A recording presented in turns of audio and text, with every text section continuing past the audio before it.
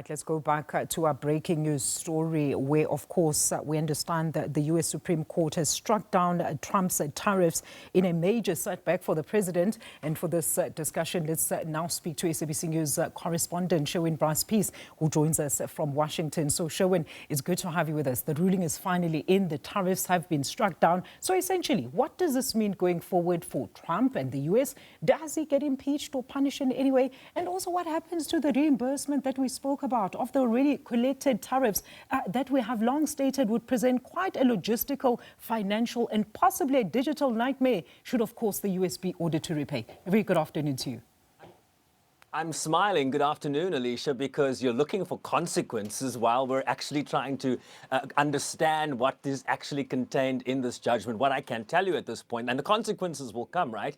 What we hear from the administration is that they are planning to impose tariffs using different statutes. But let's deal with what this judgment from the U.S. highest court, the Supreme Court. It is a split decision, we understand, a 6-3 decision, 3 conservative justices joining with their liberal counterparts.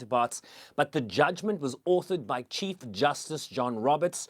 And I quickly want to read you an element of, quite a voluminous judgment that will give you an indication of what they are saying here. Remember, the imposition of these tariffs were done in terms of a 1977 legislation known as the International Emergency Economic Powers Act, and the IEEPA.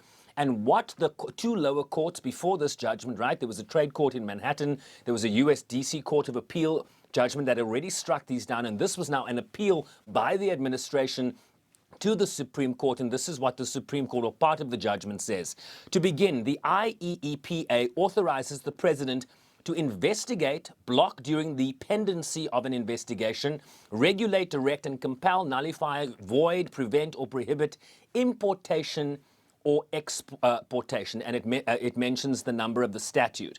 Absent from this lengthy list of powers is any mention of tariffs or duties. That omission is notable in light of the significant but specific powers Congress did go to the trouble of naming. It stands to reason that had Congress intended to convey the distinct and extraordinary power to impose tariffs, it would have done so expressly, as it consistently has done with other tariff statutes. So what the court is saying is that the purview to impose taxes, which tariffs align with, is under the mandate or the separation of powers that is afforded to the United States Congress.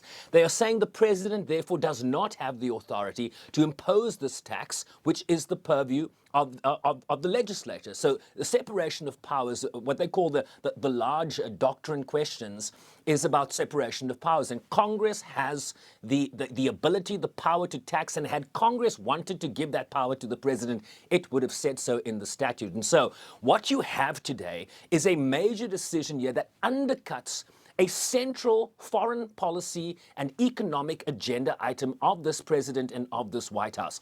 The president has made tariffs a central theme of his economic agenda domestically, but certainly in terms of his relations, be that in other spheres, be that sort of geopolitical questions. The tariffs have been used as a stick, as a big stick, and a tool to make countries acquiesce in some instances to what the United States would like to see them do. And what the U.S. Supreme Court has done in a 6-3 decision is to say the president has overstepped his legal authority.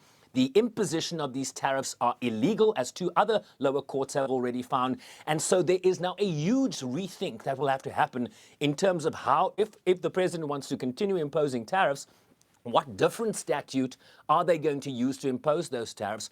But certainly what this court has now has determined is that essentially the imposition of these tariffs from August last year, remember, it started sort of in April, the 2nd of April, the Liberation Day is what it was called, and then several courts have weighed in. May was the first decision, an appeals court that struck down the tariffs in August, and now the Supreme Court weighing in here, undercutting a central theme of this administration's economic policy. And so a huge rethink one imagines happening in close quarters behind closed doors right now from the White House.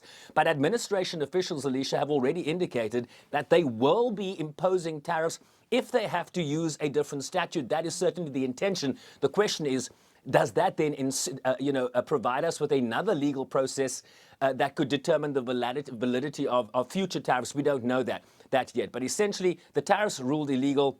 There are now questions about, in terms of the revenue that has been taken in, we hear numbers around $175 billion in terms of tariff revenue that has been received by the United States.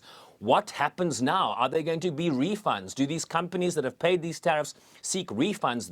These are some of the details we need to dig deeper into. Mm-hmm. I mean, let's talk about reaction from Republicans and Democrats alike at this stage. I know it's still quite very early since the ruling, Sherwin, because we know some critics had complained that the court had allowed Trump to make major policy moves without authorization from Congress after it had blocked huge initiatives from, of course, his predecessor, Joe Biden. Well, the earliest reaction you get is from the markets, right? This judgment is about 30 minutes old, and so it's difficult for us to have received sort of broad reaction. I'm sure people are still sort of passing through or sort of analyzing this judgment. It's multiple pages, and they're going to great detail here. But the markets, the Dow Jones, I saw before I came on here, had shot up over 200 points in the markets, welcoming this, right? The markets initially didn't like the imposition of these tariffs, and I'm sure the political left, right? The Democrats are going to come and claim victory. You'll recall that a number of the states, the 12 states you mentioned that took up this case, the majority of those were Democratic states. And so there has been pushback.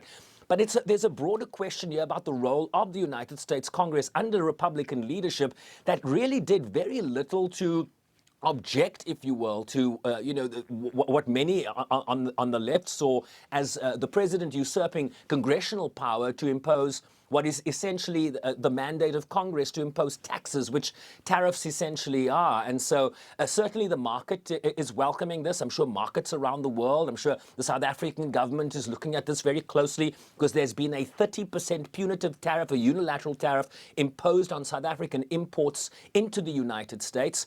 And then it begs questions around the African Growth and Opportunity Act. You saw the reauthorization of that act, Alicia, for 1 year, backdated until September last year when AGOA initially expired. And so do those latent benefits now accrue to South Africa, the free trade benefits from being part of AGOA? Does that now undercut, in retrospect, the imposition of the tariffs, and what does refunds look like? These are the complexities we are trying to understand right now. Absolutely, and it's going to need a whole lot of time to basically understand this ruling. Sherwin, thank you so much for breaking it down for us. That is SABC News international correspondent Sherwin Bryce-Pease there, joining us live from Washington, D.C., with, of course, the very latest in the announcement that, of course, the Supreme Court in the United States has struck down Trump's tariffs deal.